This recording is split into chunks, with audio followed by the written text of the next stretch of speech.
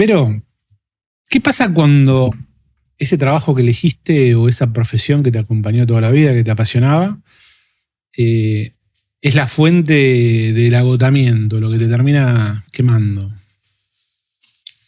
Está buena esta pregunta porque venimos de un modelo social e histórico donde el trabajo es algo importante, ¿no? Te sostiene desde la identidad. Y sobre todo para los que trabajan de forma independiente o son emprendedores, ¿cuál es el límite entre el trabajo y tu vida personal? Entonces, cuando ese límite no está claro, es cuando aparece eso que llamamos el síndrome del burnout, el síndrome de cabeza quemada, que es ese estado de agotamiento físico o mental que ya te empieza a complicar tu día a día. No descansas bien, tenés trastornos alimentarios, estás muy irritable, no disfrutás, te cuesta disfrutar, te vas a dormir, te despertás cansado. Entonces acá lo que sucede muchas veces es que terminás enfermando cuando te tomás vacaciones, ¿no? Cuando decís, bueno, puedo descansar, el cuerpo ahí dice, bueno, ahora que ya tengo tiempo para descansar, entonces enfermo, una forma de mostrarte que tenés que parar. Muchas veces se emprende con la idea de la libertad de tiempo y terminamos convirtiéndonos en esclavos de nuestro tiempo y muchas veces nos convertimos como me gusta el concepto de autoempleados, ¿no? Terminás trabajando full time, sábado, domingo a la noche, feriado. Y creo que eso va acompañado de varias cosas. Por un lado es la falta de valoración personal. Porque cuando vos valorás bien tu tiempo, podés discriminar mejor los límites. ¿A qué le decís que sí? ¿A qué le decís que no? Cuando te valorás, también elegís cuánto tiempo le dedicás a, cuánto cobrás por eso que haces. Muchas veces lo que nos lleva a ese modelo de agotamiento es el trabajar 1000 horas por muy bajos ingresos con clientes que no valoran lo que haces y que vos te terminás cuestionando si también es valioso. Entonces, como crees que no es valioso, te tenés que esforzar el doble para que valga. Entonces, para mí, detrás de ese concepto de quemarte, se esconde algo de la desvalorización personal. Nos fuimos bien al fondo. O sea que lo que estaban quemados en realidad tiene un problema más grande. No sé si todos, pero esto es algo que yo trabajo un montón con la comunidad de profesionales, que es aprender a valorar tu tiempo, aprender a valorarte vos. A veces esperamos que sea el otro el primero que me valore, el primero que pague lo que yo hago, el primero que me aplauda. Y cuando me miro, soy la más crítica de todas. Pero ponele, no te vayas tanto al emprendedor o al profesional. A veces pasa que de repente, no sé, un dueño de negocio tiene un local, tiene 2 o 3 locales, es el dueño. No depende, no hay alguien que le esté pagando su hora porque el negocio funciona, ganan plata, les va bien, y de repente no quieren saber nada, están quemados, están como asqueados, empachados de lo que hacen, ¿no? Ahí tenés otro problema, que es la dificultad en delegar. Cuando vos ves un líder quemado, posiblemente le falten habilidades de liderazgo, porque un líder tiene que estar más en lo estratégico, más que en lo operativo. Y lo que vemos en las pymes son líderes que están 100% en los trabajos operativos, porque no saben delegar, porque les cuesta delegar, porque tienen miedo a perder el control, porque no confían en su gente. Entonces, detrás de ese agotamiento hay un deja que lo hago yo, que lo hago más rápido. Y eso es eficiente en el corto tiempo, porque es cierto, lo haces más rápido, pero no en el largo. En el largo, cuando el costo final siempre sos vos, hay algo en la ecuación que no cierra. Bien, ahí me gusta esa idea, independientemente de lo que sea. Sí, entonces ahí es donde tenés que volver a poner en perspectiva. Hoy se ven muchas empresas, esto parece medio cliché, la idea del propósito, ¿no? Pero el propósito es un poco lo que te reorienta en por qué estás haciendo lo que estás haciendo. O sea, ¿cuál es la finalidad de tu empresa? Porque si es por ganar dinero, por consecuencia lo vas a ganar. ¿Pero a qué costo? Si el costo es tu salud, ¿lo vale?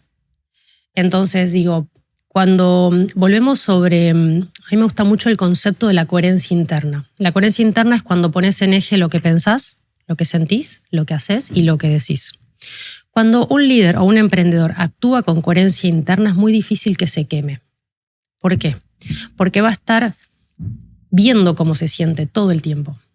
¿Entendés? Va a estar viendo, va a estar atento a sus emociones, va a estar atento al cómo se siente, al registro de su cuerpo.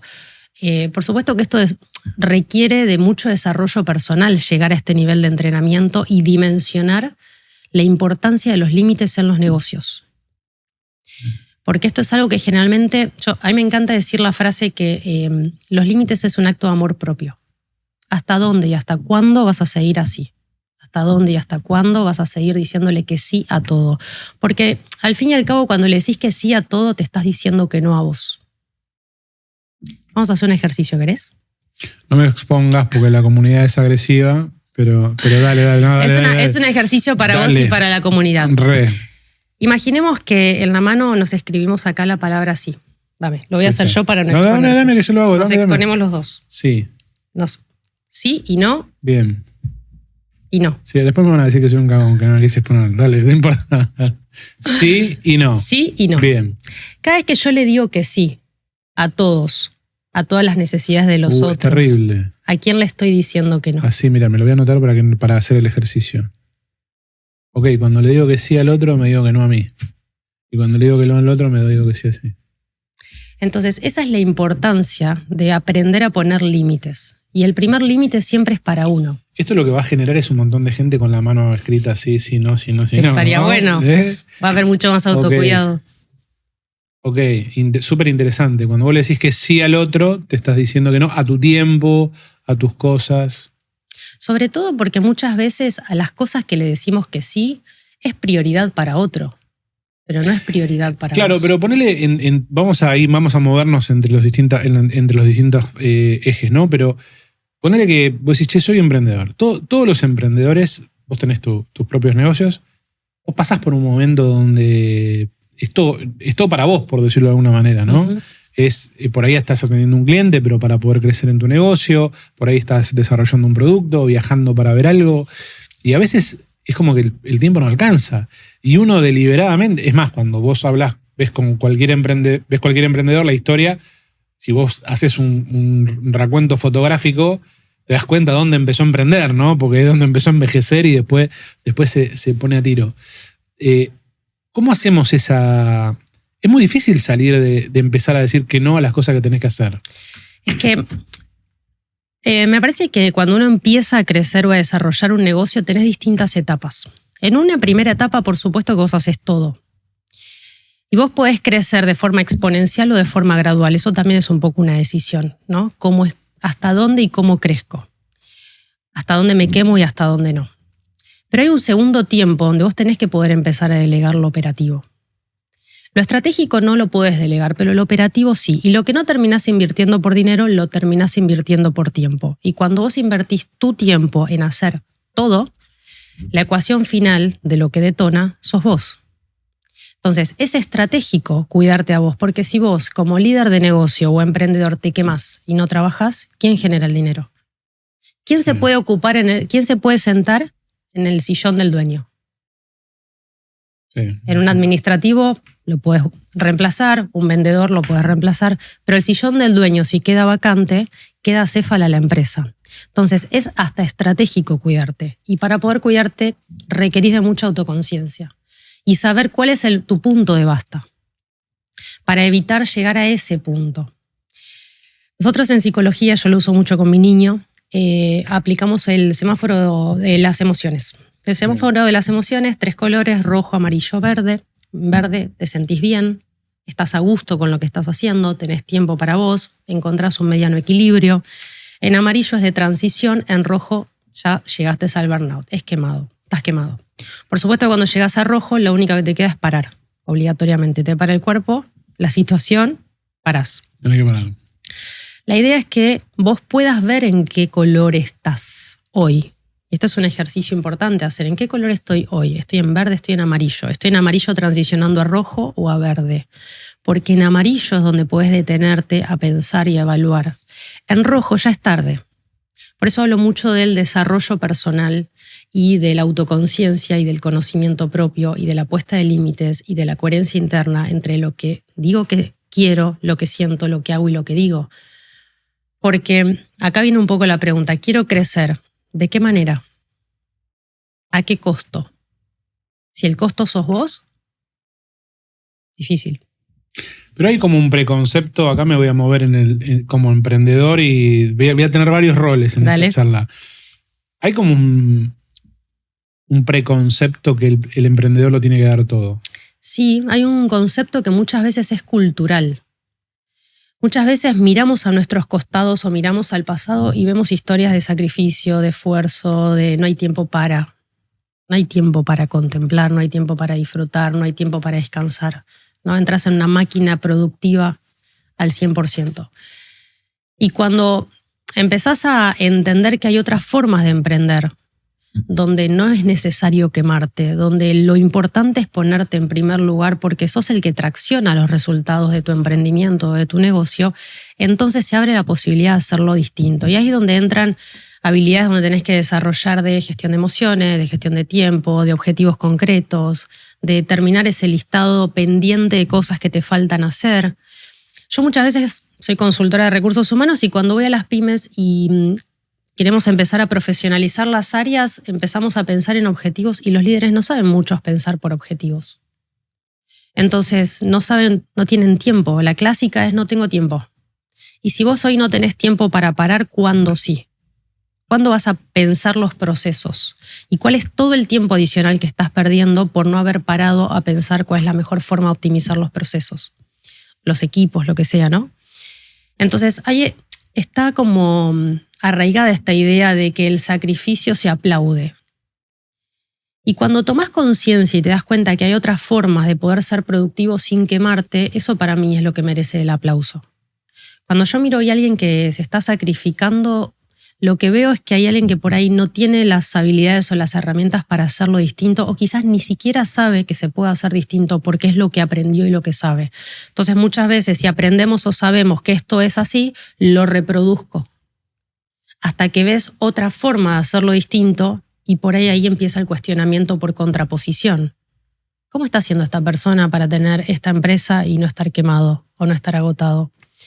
También sucede que muchas veces cuando ofreces esa alternativa para mostrar que hay otras formas de emprender o de crecer, te dicen, no, eso pero acá no se puede hacer. Entonces te cierra la puerta y se termina reforzando la idea de que las cosas tienen que ser así. Y eso sale de educación, cultura. Y sí, historia. Porque tendemos a hacer ese tipo de cosas de... nosotros ahora estamos hablando en casa el tema de la alimentación y todo ese tipo de cosas.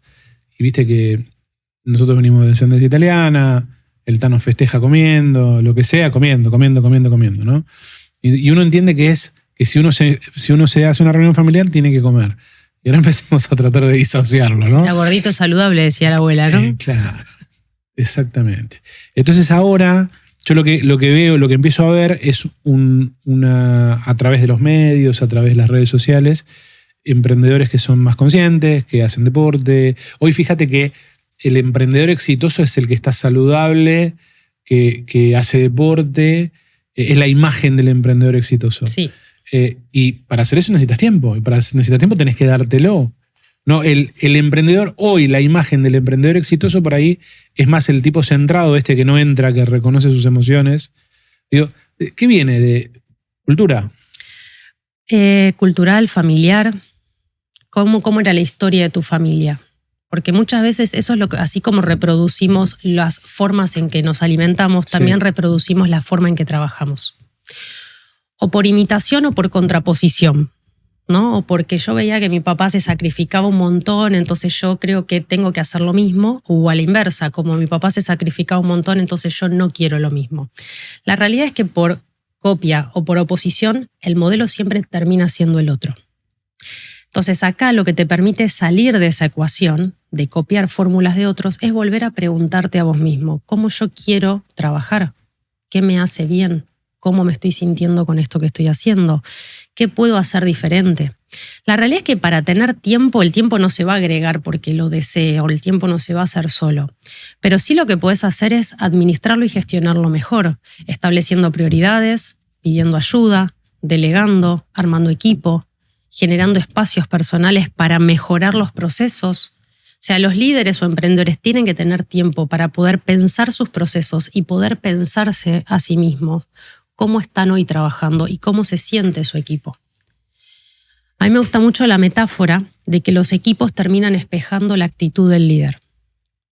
Cuando vos ves un equipo quemado, vos mirás al líder y vas a encontrarte con un líder quemado. Cuando ves que dentro de un equipo hay personas que tienen muy mala relación entre ellos, que no se pueden comunicar, que todo es un conflicto, que hay una queja interna, vas a encontrarte con un líder así. Entonces, esto se ve mucho en las pymes, donde muchos puestos de liderazgo son ocupados por personas que no tienen esa habilidad desarrollada.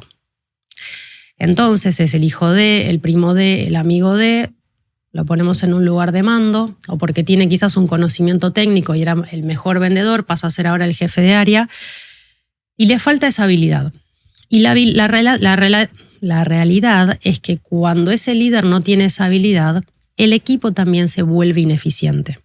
Cuando yo voy a las empresas, muchas veces me dicen, los equipos no hacen lo que tienen que hacer. Y la pregunta es, ¿y el líder qué está haciendo? No, el líder está ayudándolos en lo operativo porque no tiene tiempo para hacer seguimiento, para liderar, para reunirse con la gente, para organizar. Ok, y entonces, digo, tenés un recurso muy caro si vos hoy tenés un líder haciendo tareas operativas. Claro. Y es un costo muy alto para las empresas, para el crecimiento y la profesionalización de las empresas. Esto se ve mucho en las pymes.